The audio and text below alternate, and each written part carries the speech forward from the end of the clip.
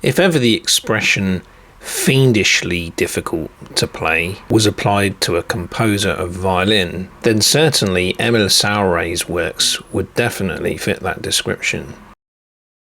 Let's have a listen as Nasrin Rashidova, a specialist on Émile Sauret, performs a couple of his caprices.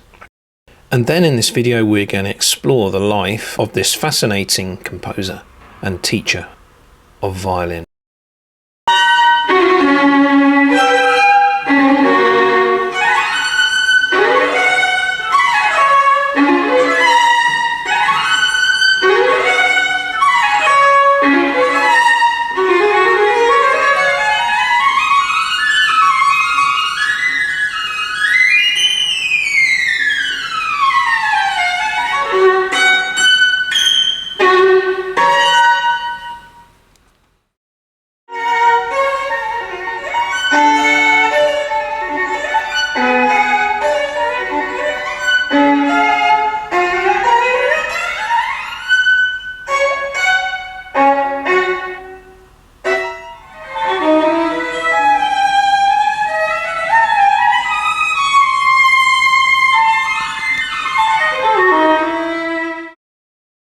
Émile Sauret, fiendishly difficult to play.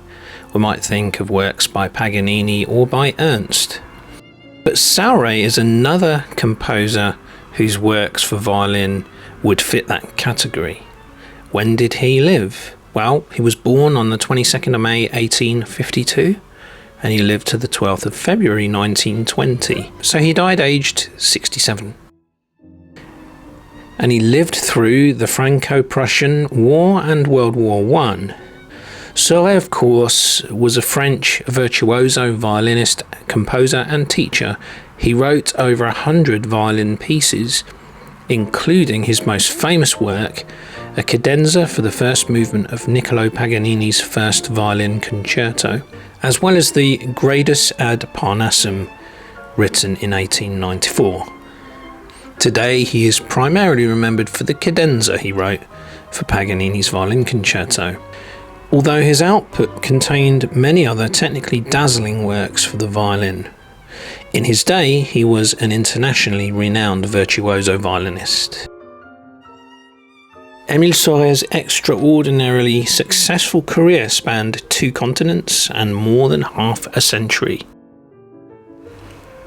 He was born in Dun-le-Roi in 1852 in the department of Cher in the heart of France.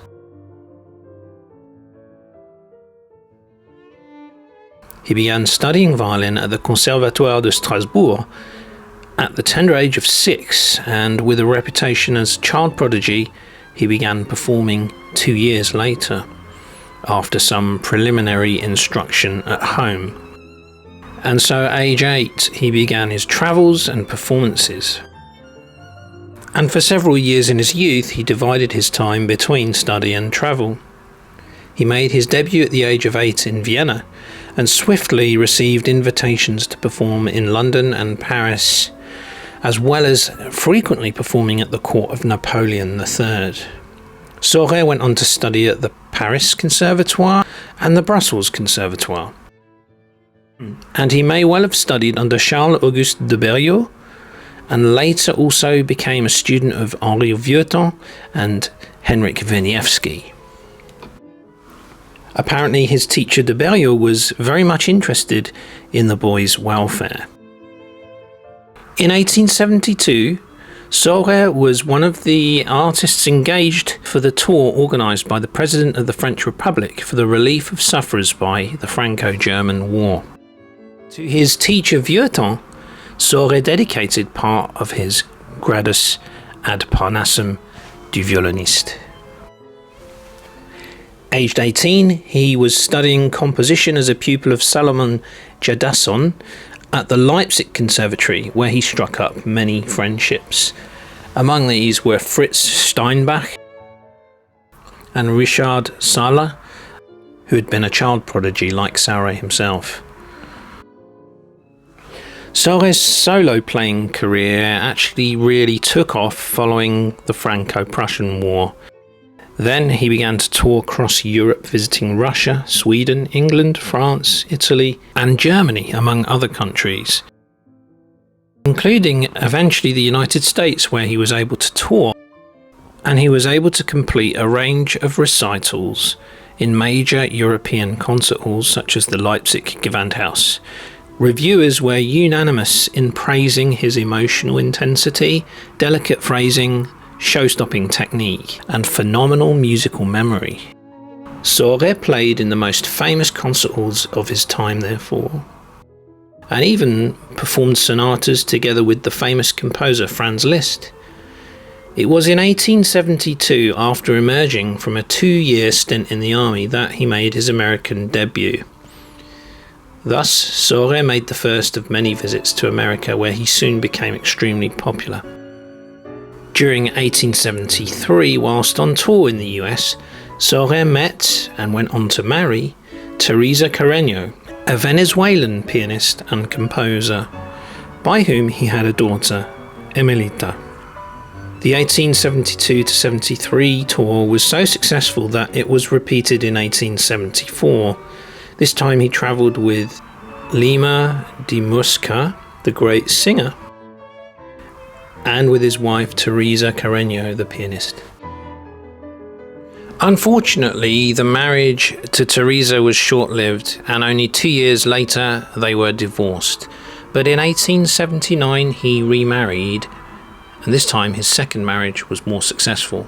Meanwhile, he continued to travel, performing and teaching, and was known not simply for his work as a soloist, but also as an excellent chamber musician as well. Sauret held posts at a variety of institutions, including the Neue Akademie der Tonkunst in Berlin, where he wrote the 12 Études Artistiques for his beloved students, together with Moritz Moszkowski and the Schwarzenegger brothers, Xaver and Philipp. In 1879, he was appointed teacher at the Stern Conservatory in Berlin, a post which he relinquished on being offered the position made vacant at the Royal Academy of Music London by the death of Sainton. So then he went on to the Royal Academy of Music in London, where he was appointed a professor of violin around 1890.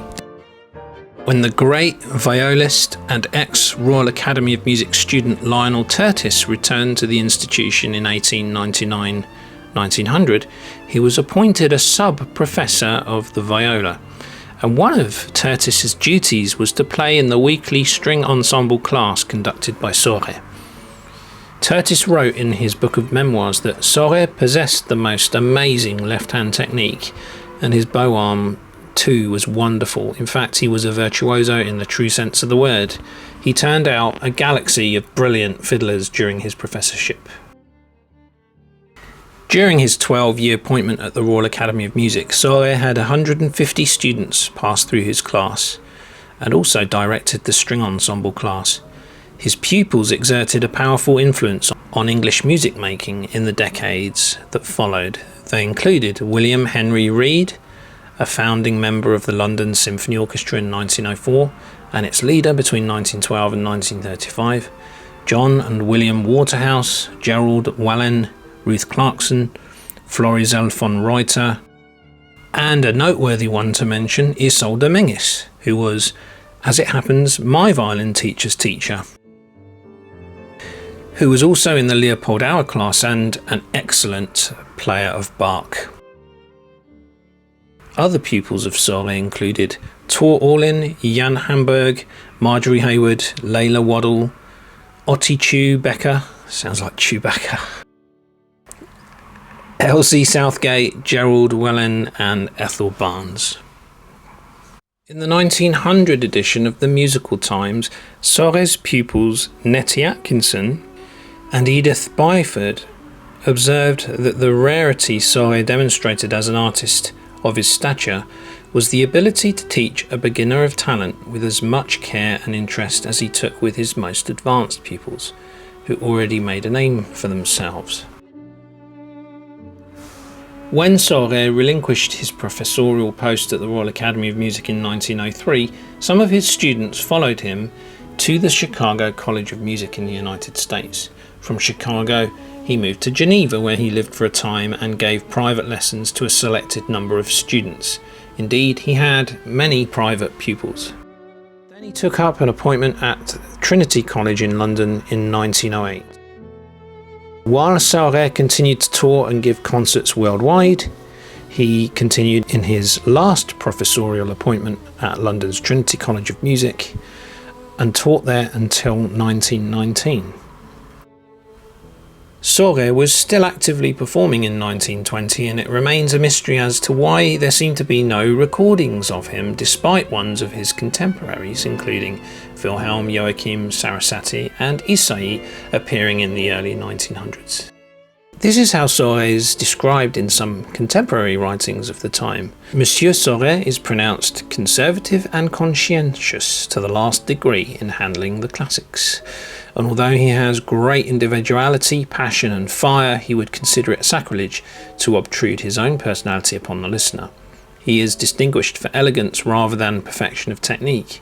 He may be considered a representative of the extreme French school. In temperament, he is quick and somewhat impatient. He expects much of his pupils and is the very opposite of the painstaking, phlegmatic Wilhelm. In 1896, Monsieur Sauret again visited the United States, where it was admitted by those who had heard him 20 years before that he had grown to a consummate and astounding virtuoso. His tone was firm, pure and beautiful, though not large. Marsic and Henritek had preceded him by only a few weeks, but Sauret did not suffer by comparison. Sauret frequently performed at some of London's most prestigious venues, including the Queen's Hall, St James's Hall, Royal Albert Hall, the Wigmore Hall, and was also a huge success in the United States and gave performances at Carnegie Hall in 1896 and again in 1906. He performed with the world's leading orchestras, including the Leipzig Gewandhaus Orchestra, London Symphony Orchestra, Budapest Philharmonic Orchestra, the Chicago, Boston and Cincinnati Symphony Orchestras, and many more. With the Berliner Philharmoniker, he gave numerous concerto performances between 1893 and 1911, presenting rarely performed concertos by Busoni, Raff, Rubinstein, Gershheim, Moszkowski, and it was with that orchestra that he premiered in 1888 his own third violin concerto in B minor. The publication of his pedagogical work Gradus ad Parnassum du Violonist, a series of challenging exercises designed to instruct students in the skills that had made him so famous, took place in 1896. Since 1892, he had also been a member of the Swedish Royal Academy of Music. The Times newspaper announced a concert he was to give on the 15th of February 1920 with pianist Madame Henkel, performing sonatas by Schumann and Franck. Sadly though, that concert never took place as Sauret passed away on February the 12th, some 3 days prior to the scheduled concert. He died in London in 1920, aged 67. And we can discuss some aspects of his compositions, the character of his compositions, drawing on extracts from the Strad magazine. So, the Scène Villageoise, Opus 50, was dedicated to Sauret's friend and pupil Frederick Fredriksson, a violinist who performed many of Sauret's works. Consisting of 4 evocatively tilted movements, it was completed by 1895 and published that year in London and Leipzig. The first movement, entitled Le Matin, opens with a littling violin refrain, supported by delicate figuration on the piano part, while in the second, Pastoral, the wistful piano and violin melodies intertwine, drawing to a climax before gradually dying away. Vieille Chanson, Old Song, begins with a mysterious piano introduction. Before a lyrical violin melody emerges, it grows increasingly urgent and impassioned during the middle section, then returns to the poignant sweetness of the opening. Finally, in Danse, bell-like tones in the piano herald a joyful, rhythmically irresistible dance tune in the violin. The same Strad magazine goes on to discuss characteristics of Sauret's Souvenir de Los Angeles, opus 11, Souvenir d'Orient, opus 63, and also the powerful and sweeping Scherzo Fantastique, Opus 9. And we'll discuss one more, the evocative Farfalla, or butterfly, which imitates the motion of the insect of the title with effervescent flights and trills in the violin part. These sections alternate with meltingly lyrical melodic passages before leading to a sprightly coda in which the intervening instruments draw the piece to a sparkling conclusion. Because of the excessive difficulties of his violin compositions, Émile Sauret is remembered today for little more than the cadenza for Niccolò Paganini's Violin Concerto No. 1 in D major. Nevertheless, he was a fine violin virtuoso and teacher. Why is he so important then? Well, he was highly acclaimed and considered a supreme virtuoso in his time. He was lauded by legendary figures such as Liszt and Sarasate. He made extensive pedagogical contributions, and his creation of demanding repertoire that bridged the gap between romantic virtuosity and modern technique is of great interest. He was an influential teacher. And as we mentioned, he is famous primarily for writing one of the most difficult and commonly played cadenzas for the first movement of Paganini's Violin Concerto No. 1. He wrote over 250 works, including 3 concertos and many character pieces. He also made arrangements of works by composers such as Grieg, and had a historical connection to instruments, playing on a 1744 Guarneri del Gesù, which is now named after him and owned by the great Itzhak Perlman, as well as a 1702 Stradivarius, which he used for 36 years. Sauret was evidently a breathtaking performer. Like the legendary Paganini before him, his skill was considered to be so extraordinary that it was tinged with the supernatural. There is something demoniacal about his playing, wrote one astounded critic. The audience must follow him, must feel, laugh, weep, jest, or be sad with him. In the powerful spell which he casts over his audience, he is perhaps the only violinist who approaches Paganini. Sauret's compositions, at once lyrical, playful, ethereal, and ecstatic, reflect this mercurial allure, transporting the listener to a distinctive and bewitching musical world. And we'll just quote from Sauret's own Gradus ad Parnassum, where he says, "Clearness of tone is the essential condition of the art of violin playing.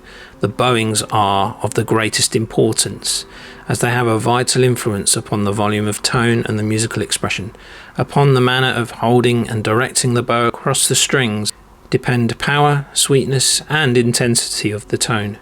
The bow must be directed across the strings up and down with perfect uniformity of pressure, with security, suppleness, precision, and solidity, but always with grace and elegance." Let's conclude then with a quick slideshow of the violins that Émile Sauret played on, using photos courtesy of Tarisio, and these include his Del Gesù of 1744, as well as his Strad of circa 1685.